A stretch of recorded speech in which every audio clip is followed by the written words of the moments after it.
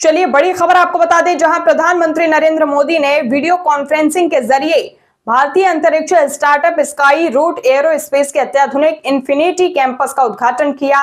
प्रधानमंत्री नरेंद्र मोदी ने video conferencing के जरिए भारतीय अंतरिक्ष स्टार्टअप स्काई रूट एरोस्पेस के अत्याधुनिक इन्फिनिटी कैंपस का उद्घाटन किया और इसके साथ ही उन्होंने स्काई रूट के प्रथम कक्षीय रॉकेट विक्रम फर्स्ट का भी अनावरण किया है, जिसमें उपग्रहों को सफलतापूर्वक कक्षा में प्रक्षेपित करने की क्षमता है। देखिए रिपोर्ट। नए समाधान दे रहे हैं और आज मैं दुनिया के जैन जी को भी बड़े आत्मविश्वास से कह सकता हूं कि अगर जैन जी के लिए सच्चे अर्थ में कहीं से प्रेरणा मिल सकती है तो भारत के जैन जी से मिल सकती है। भारत के जैन जी की जो क्रिएटिविटी है, भारत के जैन जी की जो पॉजिटिव माइंडसेट है, भारत के जैन जी की जो कैपेसिटी बिल्डिंग है, ये अपने आप में पूरी दुनिया की जैन जी के लिए आदर्श बन सकती है। आज भारत दुनिया का तीसरा सबसे बड़ा स्टार्टअप इकोसिस्टम बन चुका है।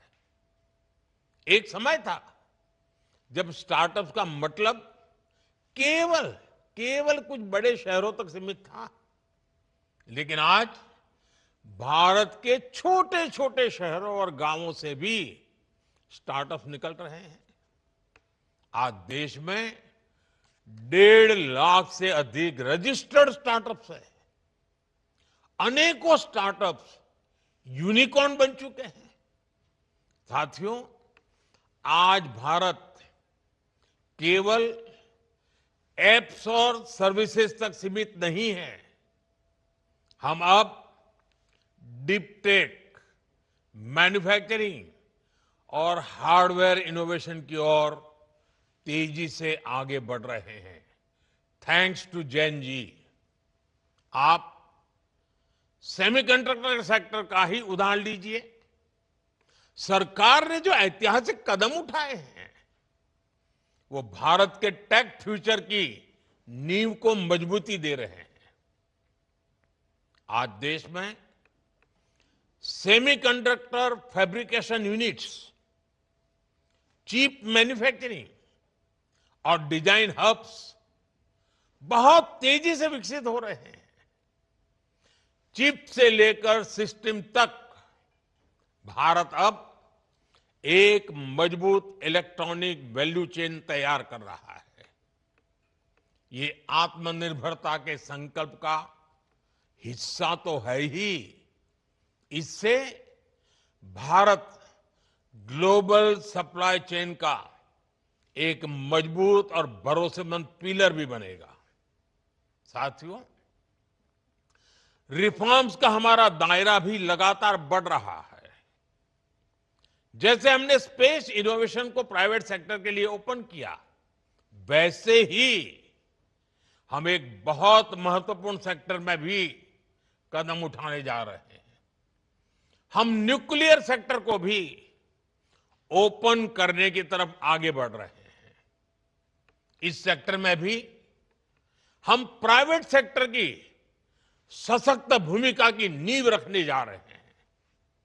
इससे small modular reactor, advance reactors और न्यूक्लियर इनोवेशन में अवसर बनेंगे। यह रिफॉर्म हमारी एनर्जी सिक्योरिटी और टेक्नोलॉजिकल लीडरशिप को नई शक्ति देगा। साथियों, आने वाला भविष्य कैसा होगा, ये बहुत कुछ आज हो रही रिसर्च पर भी निर्भर करता है। इसलिए हमारी सरकार का बहुत जोर युवाओं को ज्यादा से ज्यादा रिसर्च के मौके देने पर भी है। हमने राष्ट्रीय अनुसंधान फाउंडेशन का गठन किया है, जो आधुनिक रिसर्च के लिए यूथ को सपोर्ट करता है। वन नेशन वन सब्सक्रिप्शन, इससे सभी छात्रों की इंटरनेशनल जर्नल्स तक पहुंच आसान हुई है। 1 लाख करोड़ के रिसर्च डेवलपमेंट और इनोवेशन फंड से देश भर में युवाओं को बहुत मदद मिलने वाली है। हमने 10,000 से अधिक अटल टिंकरिंग लैब भी खोली है, जो स्टूडेंट्स में रिसर्च और इनोवेशन की भावना जगा रही है। आने वाले दिनों में हम ऐसी 50,000 नई अटल टिंकरिंग लैब बनाने पर काम कर रहे हैं। सरकार के ये प्रयास भारत में नए इनोवेशन की बुनियाद बना रहा है। साथियों, आने वाला समय भारत का है, भारत के युवाओं का है, भारत के इनोवेशंस का है। कुछ महीने पहले स्पेस डे के अवसर पर मैंने हमारी स्पेस एस्पिरेशंस की चर्चा की थी। हमने तय किया था कि आने वाले 5 वर्षों में भारत अपनी लॉन्च क्षमता को नई ऊंचाइयों तक ले जाएगा। हमने ये भी निश्चय किया था कि भारत के स्पेस सेक्टर में 5 नए यूनिकॉर्न तैयार होंगे।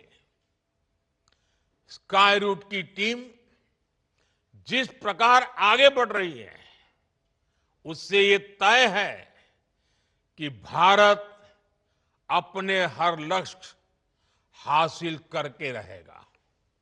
साथियों, मैं भारत के हर नौजवान को, हर स्टार्टअप, साइंटिस्ट, इंजीनियर, एंटरप्रेन्योर को भरोसा देता हूं।